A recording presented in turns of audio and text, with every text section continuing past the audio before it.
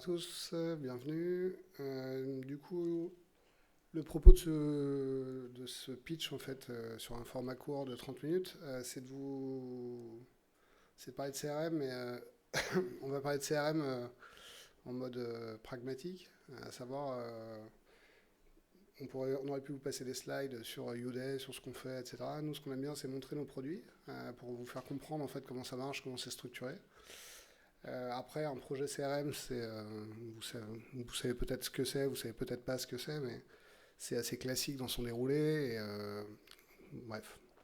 Donc nous, en fait, juste pour situer, pour vous présenter qui nous sommes. Donc moi, je suis Joël Noméran, je suis un des dirigeants de la société Youday.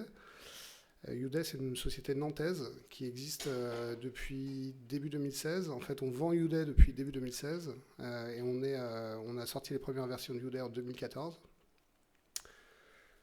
Aujourd'hui, on est une quinzaine de collaborateurs, tous basés à Nantes. Notre zone d'atterrissage sur 2023, c'est à peu près 1,5 million d'euros de chiffre d'affaires.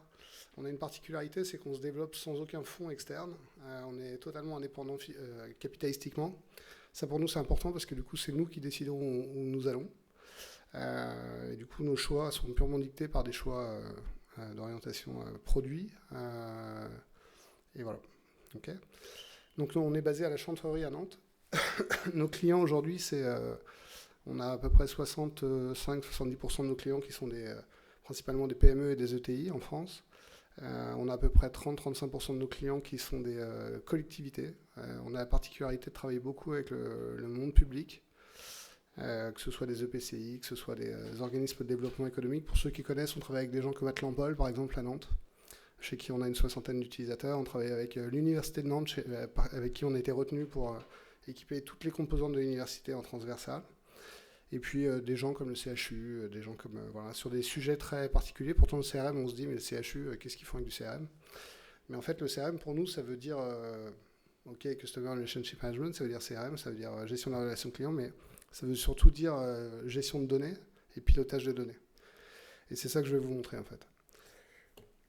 Donc juste un point avant qu'on passe sur la partie produit. Notre particularité aussi, étant nantais et du coup franco-français, 100% de nos données sont hébergées uniquement en France. On a nos centres principaux d'hébergement qui sont à Lille, chez un hébergeur que vous connaissez qui s'appelle OVH.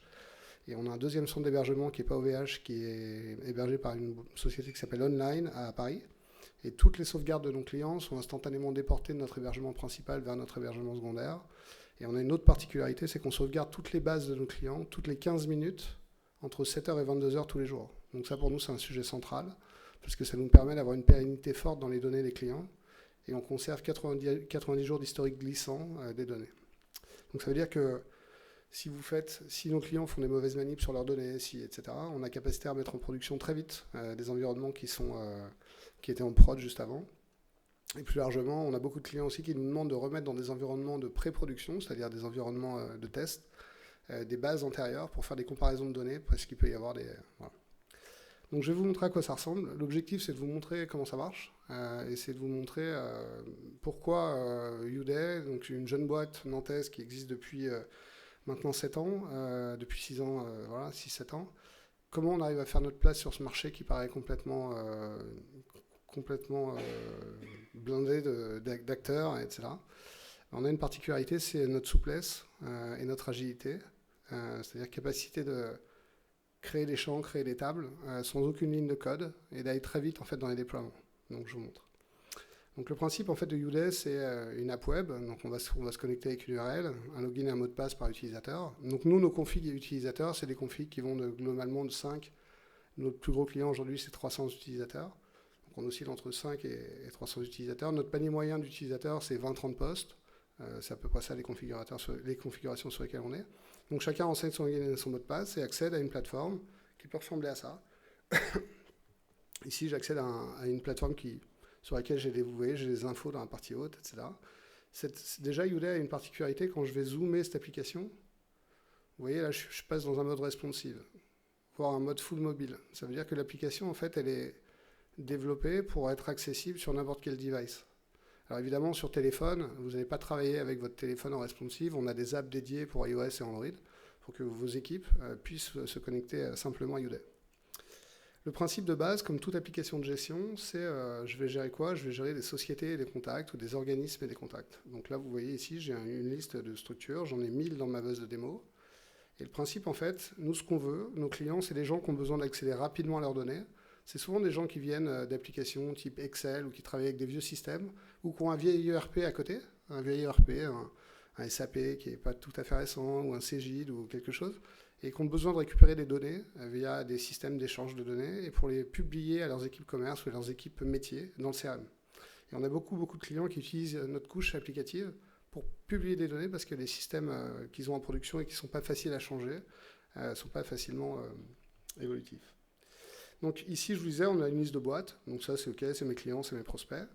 Déjà, là, vous voyez, je peux venir filtrer facilement mes données pour me dire, tiens, si je veux accéder à tous mes clients, ici, je retrouve les 700 boîtes qui m'intéressent. Et puis, je voudrais uniquement les boîtes qui sont dans le département 59 ou dans le département, je ne sais pas, 47. Début de part. Et là, je retrouve les 21 sociétés sur les 1000 qui correspondent à mon critère. Ça, l'utilisateur, en fait, il accède hyper simplement à ces données.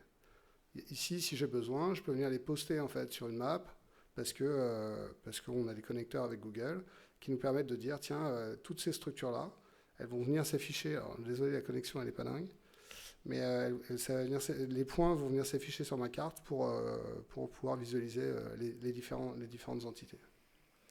Théoriquement, ça va le faire. Je ne sais pas pourquoi ça ne le fait pas. Je pense que le flux n'est pas fou. C'est pas très grave. Ensuite, ici, chaque utilisateur, dans les données qu'il va afficher à l'écran, a capacité, vous voyez, avec ce système de colonnage, de dire, tiens, la notion de suivi par, je vais le mettre là, ou le type de structure, je vais le mettre là. Donc, chacun design son espace de travail pour accéder aux données qui l'intéressent. OK. Donc, ça, c'est assez classique. Pour nous, c'est un truc central, ça, parce qu'en fonction des métiers, tout le monde n'affiche pas les mêmes données. Ici, j'ai une zone de recherche. Donc nous, on a toujours le même cas de démo quand on présente Udemy, qui est une boîte qui s'appelle Baxer. Là, vous voyez, j'ai tapé juste BACH, et tout seul, Udemy m'a sorti 3 structures qui correspondent à mes critères. Alors nous, on a des clients, là, on a un exemple de 1000 sociétés. On a des clients qui vont gérer 5, 10, 15, 20, 100 000 structures ou 100 000 contacts. Et l'accès aux données, en fait, nos équipes dev bossent pour que l'accès aux données soit toujours ultra rapide. Donc ici, il m'a trouvé Baxer, il m'a trouvé Bayers Bar ici, et là, il m'a trouvé les grands chefs de France. Cette structure-là, il l'a trouvée sur la ville. Donc ça veut dire que mes critères de recherche, si vous m'appelez avec ce numéro de téléphone-là, et que je le tape dans mon Udemy, je veux savoir que c'est cette boîte-là. Si je veux avoir toutes les structures qui sont dans cette ville à Villeurbanne, je peux taper son code postal et la trouver. Okay, donc ça, c'est... Voilà. Et nous, en fait, quand on commence à discuter avec des sociétés qui ont un projet ou qui souhaitent faire évoluer leur système d'info, ils nous disent souvent, mais OK, vous êtes sympa, vous gérez des sociétés, des contacts, etc. Mais nous, on a des particularités métiers. Comment on fait pour les intégrer? Quand je rentre dans une fiche, ici, là, mais je clique sur ma fiche Baxer, et j'accède à une fiche qui, dans cet exemple, a ce format-là. Donc là, j'ai des données, j'ai la raison sociale, le type. Donc là, j'ai un prospect, un client, très bien. Mais là, je pourrais me dire, tiens, j'ai besoin de gérer, je sais pas quoi, des clients en Angleterre. Je voudrais différencier mes clients UK et mes clients français. Comment je fais? En fait, dans Udemy, on a des profils administrateurs, et ces gens-là, ils vont accéder à cette zone-là. Vous voyez la petite roue dentée tout en haut à gauche. Quand je clique là, en fait, je vais pouvoir designer mes écrans pour créer et adapter sans aucune ligne de code. Donc nous, on est vraiment axé là-dessus. Je vais pouvoir venir réorganiser mon poste de travail. Donc ça, on ne le fait pas tous les jours, hein, on est d'accord. On design des écrans qui sont après accessibles pour les utilisateurs. Et ici, dans mes typologies, je vais pouvoir dire, bah, ça, là, j'ai mes clients FR, par exemple. Et puis, je voudrais rajouter une autre entrée qui soit tous mes clients anglais. Donc je rajoute juste un item. OK, je pourrais lui mettre un code couleur, très bien, un ordre dans ma liste, OK, parfait. Et là, j'ai une nouvelle entrée qui est tout de suite dispo. On n'a pas fait une ligne de code, on n'a rien fait. Du coup, dans mes sociétés, maintenant, je reviens côté exploit, côté utilisation. Là, je pourrais dire, tiens, ABCsoft, eux, c'est une structure UK. Donc, je pourrais venir là et me dire, bah, eux, c'est un client UK. Et du coup, de manière hyper simple, là, je pourrais dire à Udemy, tiens, sors-moi tous les gens qui sont UK, et il me le trouve instantanément sur la base des 1000. OK pour vous? Donc, en fait, juste de dire... J'ai des données, ces données, on va pouvoir les adapter, les catégoriser par rapport au métier de nos clients. Ici, j'ai différents champs, donc ça vous avez compris. Donc ça, je vais pouvoir adapter mes écrans, je vais pouvoir réduire les tailles d'écran, je vais pouvoir faire un peu ce que je veux, et surtout, je peux créer aussi des nouveaux champs pour répondre à ma problématique. Je dis n'importe quoi, je suis intégrateur de solutions, je suis intégrateur de ERP, par exemple, et ça m'intéresse de connaître quels sont les ERP qui équipent mes prospects dans ma base. Et pourtant, dans CRM, il n'y a pas ce champ. Donc je pourrais me dire, tiens, je vais créer un champ qui soit un champ, le système de gestion qui est utilisé, l'ERP en production chez mes prospects en production. Et je vais y arriver, pardon. Donc là, je crée juste ce champ-là. Je valide ici, et là, Youday va me proposer de créer une liste, comme on l'avait tout à l'heure sur nos prospects UK et nos clients UK, etc. Donc là, je vais avoir des gens qui vont être sur Cegid, des gens qui vont être sur SAP, des gens qui vont être sur Sedge, peu importe. SAP, c'est juste pour vous montrer un exemple d'usage. Je fais un truc simple. Et puis, je vous ai dit Sedge. Et moi, je suis un intégrateur, je ne sais pas quoi, Microsoft, Dynamics, et je me dis, tiens, ça m'intéresserait de cibler tous les gens qui sont des clients Cegid. Donc ce champ que je viens de créer, là, qui s'appelle ERP en production, je le mets là. Et vous voyez, dans ma partie droite, dans mes champs dispo là-haut, là, je retrouve tous les champs qui sont des champs qui ont été créés, qui ne sont pas forcément affichés, mais qui sont dispo. Donc là, je peux venir mettre ma valeur là. Je reprends mes listes de données. Je peux me dire, tiens, dans mes prospects, d'ailleurs, je vais prendre que mes prospects, je vais qualifier certains de ces prospects. Et je vais me dire, tiens, Adiceo, eux, je sais qu'ils travaillent sur un outil qui s'appelle Cegid.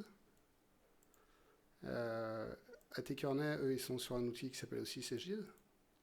Et du coup, ces données-là, qui n'existaient pas il y a 2 minutes et qui répondent à un process métier pour une équipe commerciale, par exemple, cette info qu'on vient de créer, rien ne m'empêche maintenant, dans mon colonnage, comme cette donnée elle est dispo, d'aller chercher mon nouveau champ qui s'appelle ERP en prod et de le passer à droite, là, et de dire ici, tiens, sors-moi tous les gens qui sont Cegid. Ça, dans 99% des applications du marché, quand vous voulez faire un truc super simple comme ça, vous partez dans des conjectures interminables. D'accord ? Et ça, pour nous, c'est un levier fort. Et c'est pour ça, en fait, qu'aujourd'hui, on arrive à se positionner sur ce marché des éditeurs. Je ne vous parle pas d'intégrateurs, je vous parle bien d'éditeurs pour répondre aux usages de nos clients. Donc, il y a ces enjeux-là, il y a ces enjeux de design, il y a ces enjeux aussi de modulation des affichages. Vous voyez ici, je peux travailler dans Youday avec des systèmes de blocs de données.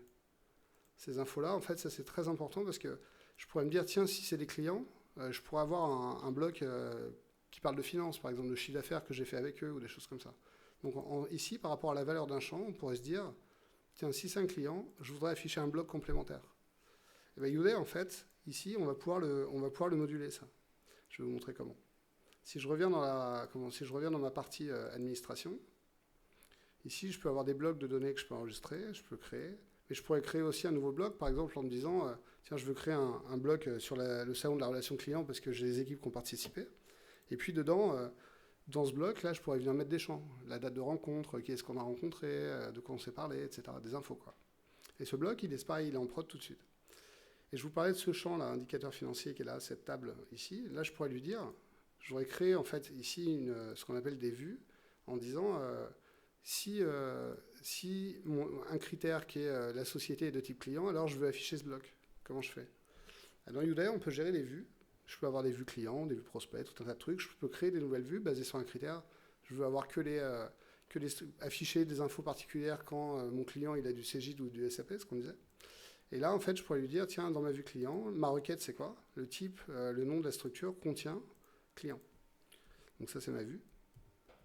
Donc là, pardon, j'ai juste créé, je vous montre juste, j'ai juste créé une vue, ok. Cette vue, elle existe, elle est là. Si je reviens dans mes sociétés, si je reviens dans ma partie administration, je peux maintenant venir dire à Youday, alors je vais remonter mon bloc pour faire un truc propre ici, ça je le mets là, SRCO on s'en moque. Mon bloc ici, indicateur financier, je vais lui dire ça, je l'associe à ma vue client, je ferme.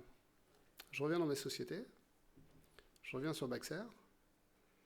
Et parce que Baxter, c'est une notion de client, vous voyez maintenant j'ai un bloc indicateur financier qui existe. Par contre, si je le passe prospect, ce bloc il disparaît. Donc ça veut dire que je suis en capacité totale d'adapter mes écrans par rapport au contexte dans lequel je travaille. Si je travaille avec un prospect, je peux voir des infos. Si je travaille avec un client, je peux voir d'autres infos, etc. Et ça, c'est la même chose, par exemple, le champ qu'on a créé là, sur le RP en production. On pourrait se dire, ce champ-là, il n'apparaît que quand je suis sur les prospects.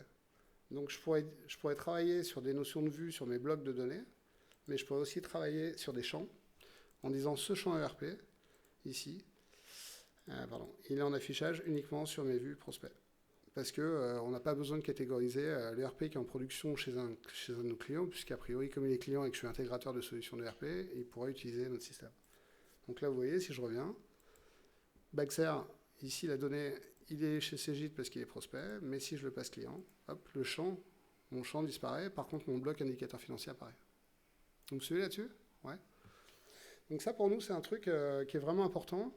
Et comme je vous le disais, dans un marché où on a du Salesforce, on a du Microsoft, on a tout un tas d'acteurs qui existent, et même des acteurs français, aujourd'hui, en fait, cette capacité de design et cette capacité de création d'infos de manière assez agile nous permet en fait de construire avec nos clients un système d'infos qui est vraiment centré et tourné sur leurs usages et pas sur autre chose.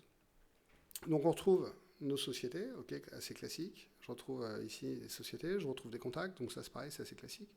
Je vais retrouver tout mon référentiel. Ces gens-là peuvent être liés ou pas à des structures. Donc si je clique là, je retourne sur la fiche de Baxer, et dans la partie basse, je retrouve les contacts associés.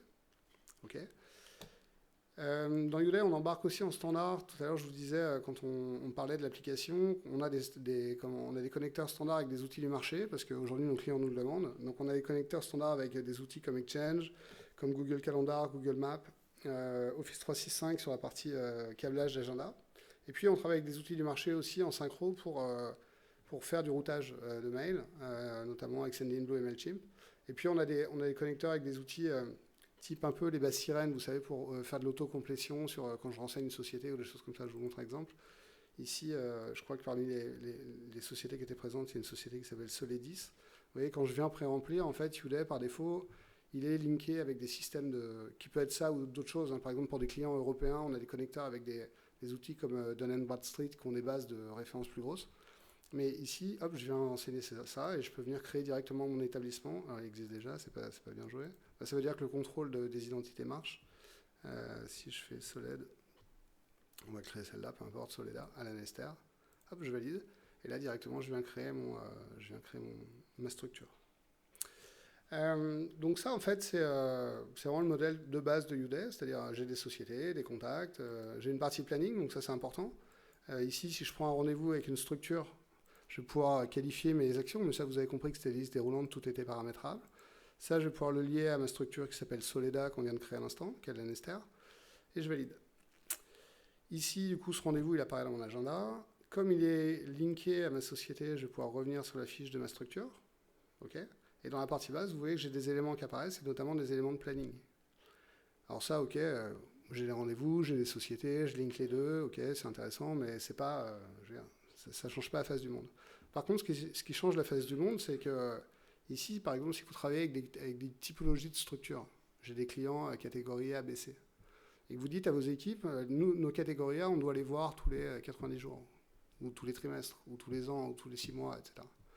Dans 99% des applis du marché, quand vous voulez mettre en place un workflow, en fait, un automatisme qui dit, tiens, si la dernière date de point de contact avec cette structure elle est supérieure à 90 jours, à 180 jours, je voudrais que tu informes ce user-là. Ça veut dire que dans Youday, dans l'application avec laquelle vous travaillez, ça veut dire qu'il faut que vous ayez des champs qui soient en capacité de calculer des nombres de jours depuis des points de contact. Donc nous, en fait, pour nos clients qui en ont besoin, on pourrait tout à fait imaginer de se dire, tiens, je vais venir créer un champ, qui soit affiché ou pas à l'écran des utilisateurs, peu importe, mais en tout cas, c'est un champ sur lequel on pourrait baser une règle. Et ici, je pourrais me dire, dernier contact, je pourrais créer un champ qui serait dernier contact. Ça, ce serait un champ numérique. La décimale, il n'y en a pas. L'unité, ce serait des jours. Ok. Ce champ que je viens de créer, il est à droite, toujours pareil, là, dans mes champs dispo. Je vais le mettre à l'écran. Et derrière, en fait, on pourrait se dire, sur l'intégralité de ma base, client, prospect, etc., par rapport au dernier point de contact, j'avais une boîte tout à l'heure qui s'appelait Soleda, on va reprendre l'exemple. Ici, en fait, ce champ qu'on vient de créer qui s'appelle dernier contact en jour, qui serait visible que par certains utilisateurs ou par tout le monde, on fait ce qu'on veut, par rapport à la valeur que j'ai dans mon planning ici, qu'on les a rencontrés depuis le 6 août, Youday en auto pourrait dire, là, ça fait 124 jours qu'on les a rencontrés. Et du coup, cette règle-là qui dit, parce que c'est un client catégorie A, on doit le voir tous les 180 jours, catégorie B tous les ans, etc., on saurait déterminer ces points de contact et déterminer ce qui se passe, ou surtout ce qui ne se passe pas avec nos clients. Vous voyez le sujet? Pour nous, en fait, l'intérêt d'une appli de gestion, c'est bien de mettre que tout le monde renseigne des données, c'est bien de mettre des comptes rendus, c'est bien de dire qu'on a vu telle boîte, etc. Aujourd'hui, on nous rabat un peu les oreilles avec l'intelligence artificielle, etc. Nous, l'intelligence artificielle, le système CRM qui signe des affaires à votre place, ça n'existe pas, de notre point de vue, et ça n'existera jamais. Par contre, un système qui sait vous remonter des alertes par rapport à des critères métiers qui sont les vôtres, et d'être en capacité de le designer simplement, ça, pour nous, c'est 100% notre fonds de commerce. Ok ? On met des données dedans, on a des systèmes externes qui nous envoient des infos. Le truc classique, je vous parlais de RP tiers, CGI, SAP, CH, peu importe. Ces gens-là nous envoient des historiques de facturation. On pourrait tout à fait imaginer de se dire, tiens, dans cette table, moi ça m'intéresse, dans Udemy, de me dire, tiens, je voudrais créer une nouvelle table qui s'appelle Facture Cegid, dans laquelle je vais récupérer toutes les factures qui sont produites par mon ERP et qui me permettent de calculer mes encours clients. Pourquoi ? Parce qu'un commercial, c'est bien qu'il vende des projets, mais c'est bien qu'il vende des projets à des gens qui payent leurs factures. Donc c'est intéressant d'avoir des connecteurs avec ça. Si je vais plus loin, on a des clients qui utilisent Udemy comme appli pour gérer leur temps. Vous voyez ici, là, j'ai pris un rendez-vous avec une société, j'y ai passé 8 heures. Je vous montre un truc tout bête. Dans les typologies de tables qu'on a en haut, là on est sur une base de données exemples, donc vous avez des choses qui n'ont peut-être rien à voir avec votre métier, vous n'aurez pas du parc matériel, vous n'aurez pas de base documentaire, etc. Donc prenons un exemple simple, je vais enlever les choses dont je n'ai pas besoin. J'enlève toutes ces tables-là, et je garde juste ces éléments-là. Et puis je me dis, en fait, nous, par exemple, si on prend notre exemple, nous, Udemy, nous, on vend des projets à des structures qui veulent s'équiper d'un CRM. Top. Un projet, c'est composé de deux parties. C'est un abonnement à nos systèmes, à notre service. Et puis, c'est une partie projet qui est réalisée par des équipes 100% internes chez nous. On travaille exclusivement avec des équipes internes. On ne fait pas de déploiement de projet via de l'indirect. C'est uniquement nos équipes projet qui interviennent. Et ça, en fait, voilà, moi, je suis client d'Udemy, je pourrais leur dire, mais, ou nous, Udemy, en tant qu'intégrateur, on pourrait dire, mais nous, ça nous intéresse de suivre les projets et les temps passés dans ces projets. En fait, on peut imaginer de se dire que ici, je pourrais gérer dans mon CRM une partie projet. Je pourrais avoir tout un tas de projets avec des exemples, peu importe, mais je pourrais créer un projet, par exemple, je dis n'importe quoi, CRM 2023, avec, peu importe, pour tel client. Là, je crée un projet, je pourrais avoir... ça, c'est que des champs, hein, c'est ce que je vous ai montré tout à l'heure sur les... Ça, c'est une table qui n'existait pas, on a créé une table, dedans, on a mis des champs. Je peux créer un projet pour tel client, c'est en interne qui le suit, qui est le client final, le contact, etc., blablabla, très bien. Le projet, ça, c'est parce qu'on a fait des démos à des cabinets d'architecture, mais peu importe.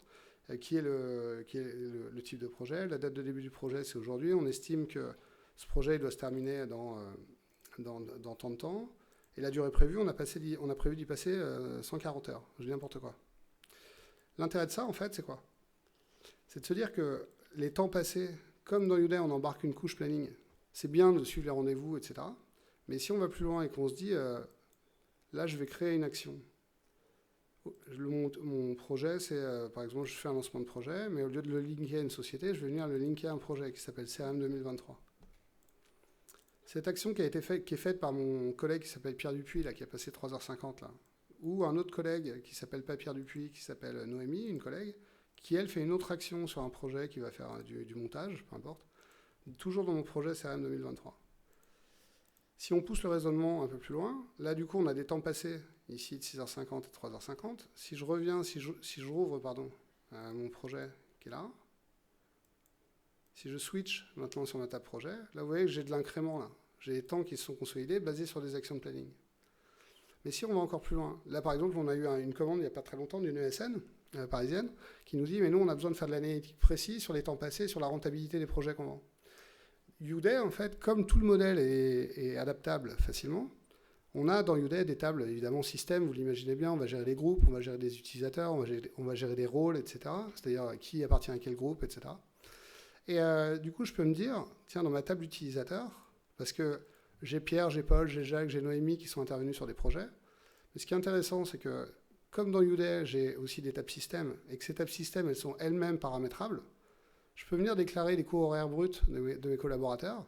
Et du coup, dans mon projet, au lieu de savoir simplement que j'ai passé 3 heures, 4 heures, 5 heures, 25 heures, 200 heures sur un projet, je vais être capable de connaître exactement mes coûts horaires précis et de le mettre au regard de la marge que je génère et que je dégage sur le projet. Et du coup, on fait vraiment des calculs de ROI très propres et très rapides sur ce qu'on peut faire et ce qu'on peut produire dans l'entreprise. Et pas juste de la théorie en se disant on a réalisé 140 heures. Ici, là, je vous ai montré une version très light de Udemy. Je voulais juste vous montrer un dernier truc qui est très simple. Alors, attendez, je suis désolé parce que je fais à la fois, je tapote et... Hop, donc ça, je vais juste vous montrer un truc. En fait, quand on a créé la société, au début, on était sur un périmètre CRM assez classique où je gère, où je gère des sociétés, des contacts, des affaires, etc.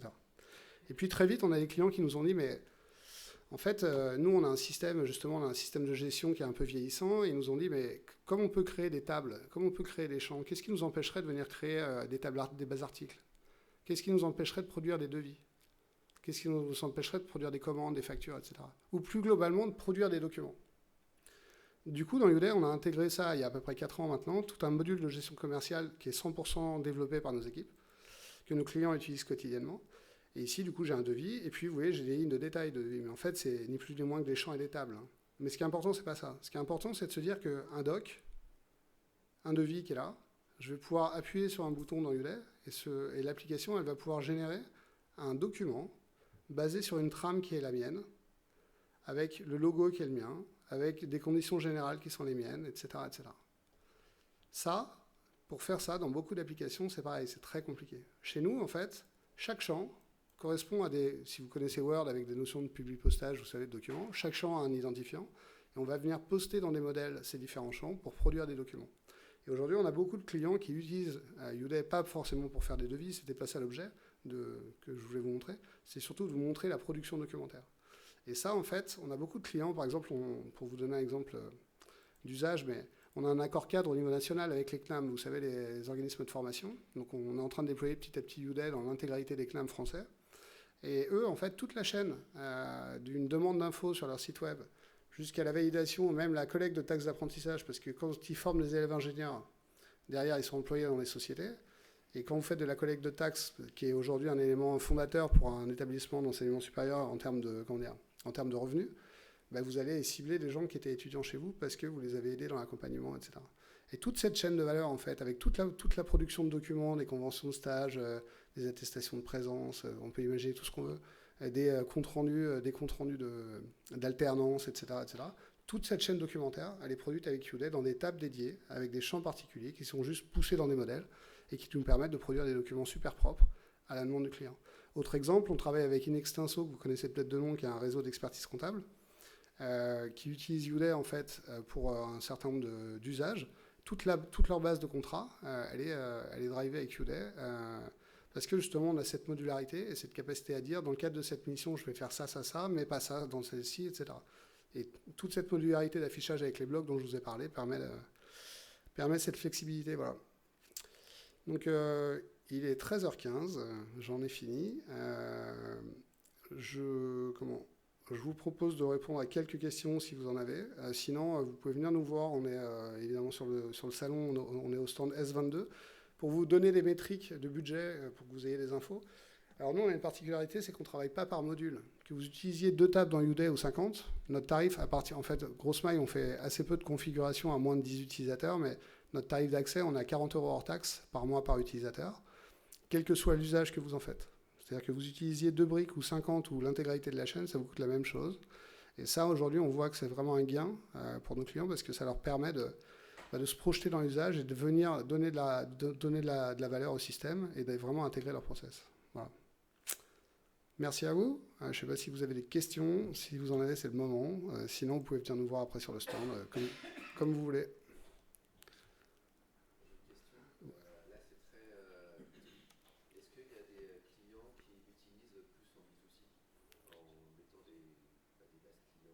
Oui, bien sûr. Ouais. En fait, là, par défaut, ce que je vous ai montré, vous avez raison, tous les contacts sont linkés à des sociétés.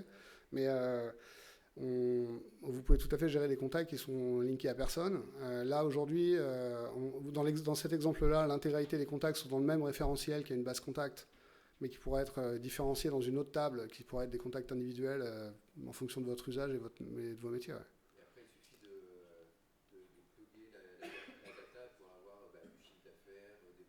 C'est exactement ça, ouais. Ouais, des câblages avec des Magento, des outils, des sites e-commerce, des choses comme ça. Ouais, en fait, nous, on a une API REST bidirectionnelle qui permet de faire des flux de données. Et surtout, ce qui est important, c'est qu'on ne fait jamais de code. C'est-à-dire que même si on met en place une API, En fait, nous, on va vous mettre à dispo une URL avec un token et des variables pour que vous puissiez nous pousser des données sur des URL dédiées.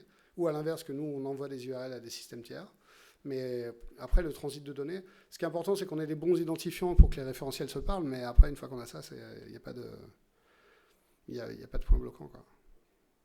Ce qu'il faut, en tout cas nous, ce qu'on voit aujourd'hui, et quand on le voit autant dans les marchés publics que dans les marchés de gré à gré avec des entreprises, ce qu'on voit aujourd'hui, c'est quand on est consulté par rapport à d'autres éditeurs intégrateurs. Alors déjà, des éditeurs intégrateurs, il n'y en a pas beaucoup dans le monde de l'édition.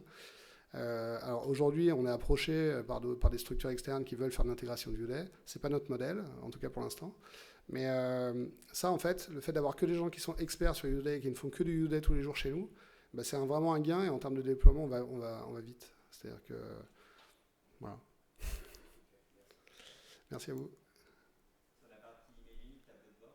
Ouais, alors je peux pas vous montrer, on pourra vous montrer à l'issue, mais en fait, on a deux types de positionnement. Je vous disais, on est câblé avec des outils de routage parce que c'est pas notre métier d'envoyer 1 million de mails par jour, donc on se ferait blacklister toutes les IP de nos serveurs, forcément.